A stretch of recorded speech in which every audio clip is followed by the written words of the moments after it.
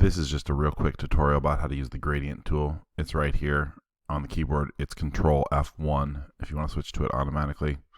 You have radial gradients, you have linear gradients, you have fill gradients, and you have stroke gradients right here. I'm going to go with a linear gradient, and I just click and drag, and it will by default take whatever color that you use your fill color and use that transparent version of that to be your other end.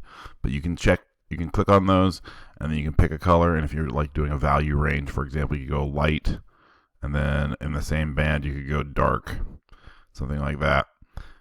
You can also add stops by using up here. You've got the add stops button. I'll put one in the middle there. Let's put the dark in. Let's put the light in the middle, and we'll put the dark on the edge on either side. Something like that. So you can keep adding stops. You can keep changing things around. You can change how fast the gradient changes by adding stops.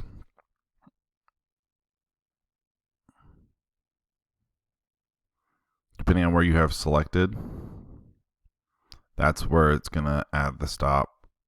There we go.